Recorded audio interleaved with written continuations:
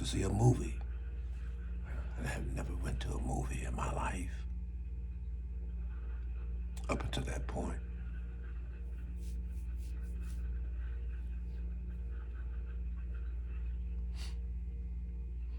It had a swimming pool.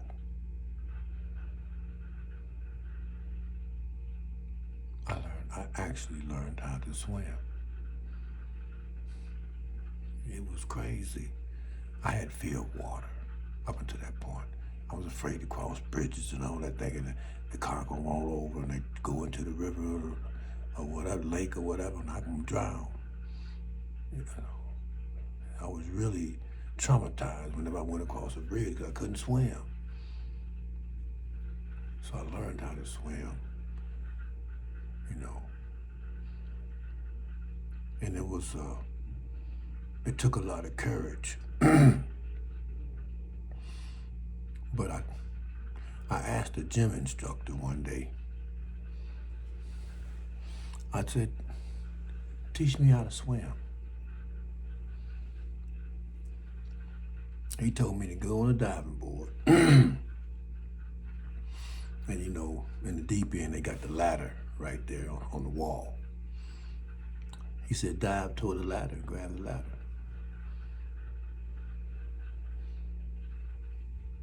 And he walked out.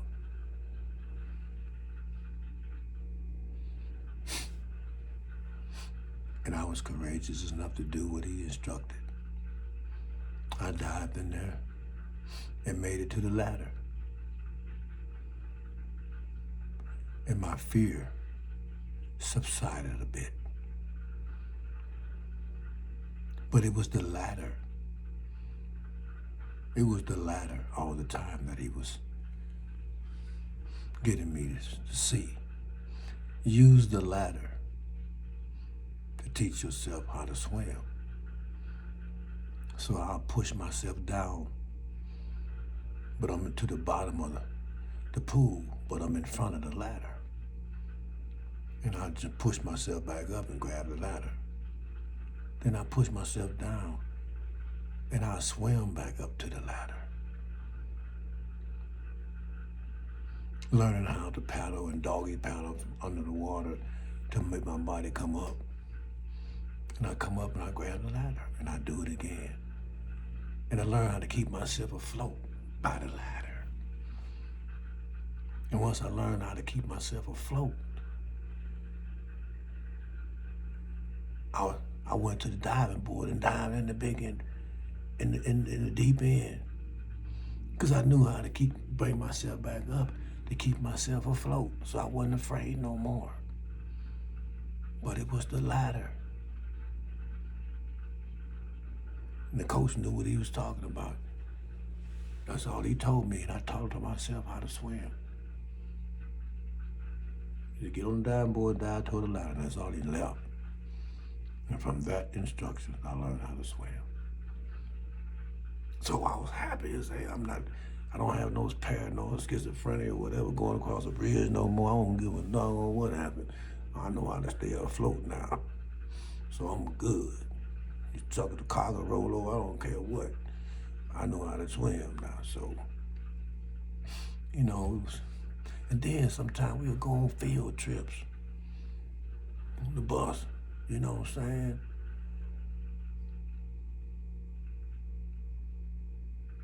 That was a lot, man. It was liberating for me.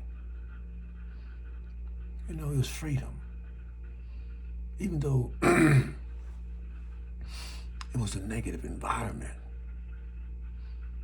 but it was so liberating to me from where I come from. Such an oppressive, suppressive, you know, smothering, people sleeping on top of each other, you know, everybody depressed, you know, going through their own problems, and ain't nobody showing nobody no love, everybody just surviving. And here I am in this facility, in this compound, and I find myself enjoying being locked up.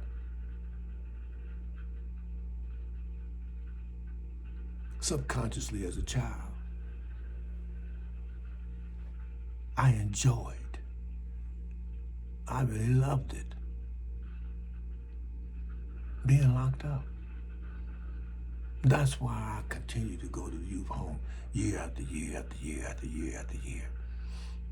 Because it was so much better than where I came from. I had my own bed, my own desk and chair, my own locker.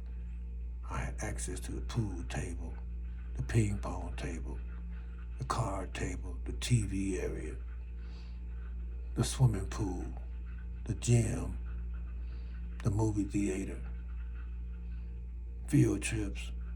Oh man, I have none of that. None of it where I came from. None of it. So you can see how that played on my psychic as a child, as an adolescent. I didn't know I was falling in love with incarceration because it was much less stressful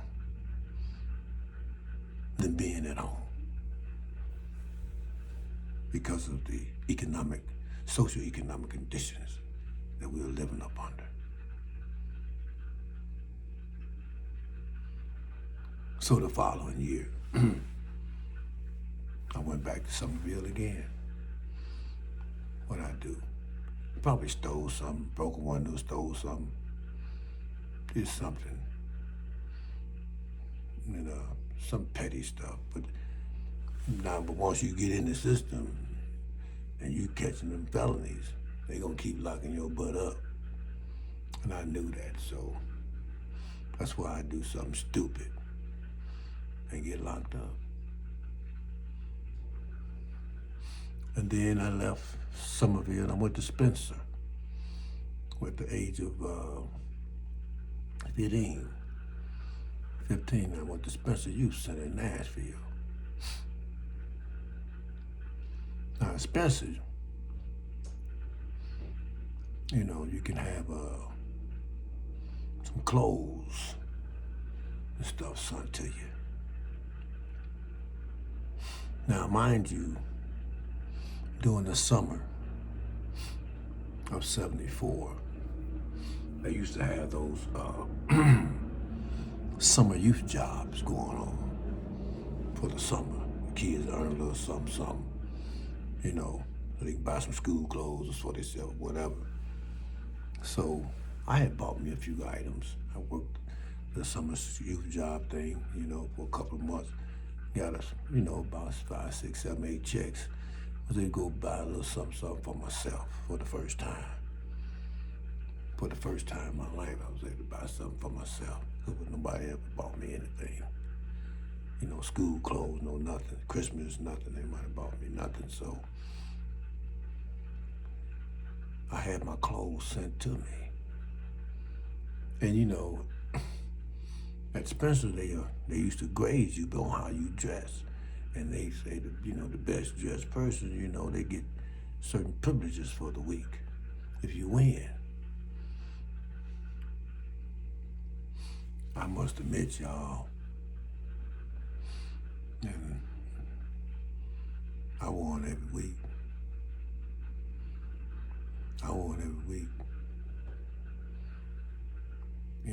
I ain't have much.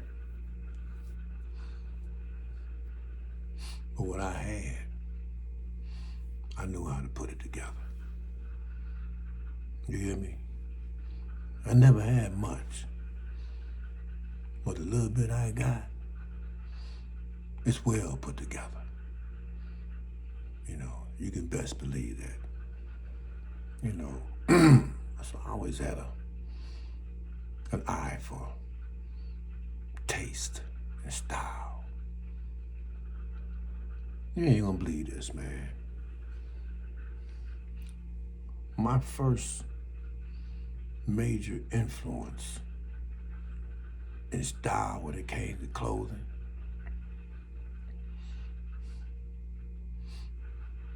was Elvis Presley in the movies. the actor Elvis Presley in the movies.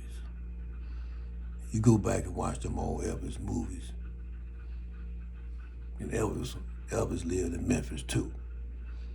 So there was a little connection there between old Elvis and us, you know what I'm saying? A little bit, you know. He got his soul from us, you know. He got his little wiggle from us, you know. Going sneaking into them little clubs at night on Beale Street, seeing them brothers and sisters do the doggone thing, you know. Gyrating and shaking those hips and having a good time, you know. So much so he got excited about music and wanted to do it himself. So, but that's who was my first influence, man, when it came to style, man. It was Elvis, the actor. You know, I didn't really care about his music attire, but his Hollywood attire, he liked that two-tone. His shoes even matched his two-tone. He might have a two-tone, you know, shirt, you know, and his shoes two-tone matched the shirt. You know, the pants was one of the colors of the two-tone. I said, look, man, look at Elvis. Boy, look at Elvis. You know, he was smooth, and he was smooth, you know, but yeah, he was my first influence when it came to dressing, you know, style and taste, you know. And from that, I quite naturally, I added on my own, tweaked it to my own liking, you know, but I had a good foundation, you know, from the Hollywood Elvis wardrobe, if you will. And so that was my first time in Spencer. I wore it every year. And one thing I liked about Spencer as well, even though Spencer was, if I recall, more of a dormitory, like they had bunk beds and stuff, everybody in a common area. It wasn't like somewhere you had your own room. It was like more of a dormitory, so, you know. But what I did like about Spencer, though, was they allowed you to go downtown and volunteer at the hospital, you know, as like an orderly or something, you know, pushing patients around the different floors, you know, stuff like that, where they need to go, you know, the different departments and stuff like that. And they always had candy for us and stuff, you know what I'm saying? They treated us nice, you know, because, you know, you had to be a trustee to go there. So you had to be on good behavior, but it would let you go downtown. And so I was on good behavior because I really enjoyed that freedom, you know. And I did a good job, you know. And then I went home, you know, on time. And had to do but a few months, and I came back to Spencer again and did it again, you know. So I've been to Somerville twice, and I've been to Spencer twice already in 4 years. From 13 to 16, I've been in and out of youth home, but man, I'm telling you know, those 4 years, especially the first 2, was so cool, man. I had my own hookup, you know. And then the second 2, because he let me go free downtown and work, you know, gave me some freedom, you know. I love that too. So those first 4 years, I'm kind of, I don't know that I'm conditioning my mind to be a criminal. I'm just trying to get out of a tiny, toxic, you know, suffocating, depressing environment, man. I can't breathe, man. Remember I told you at the beginning, when I first moved down there and I said that statement? I mean, shit, I can't breathe in this moment. I still can't breathe, you know? Still can't breathe. All these years later, I had to go to the joint, man, to exhale Ain't that something? I had to go to the joint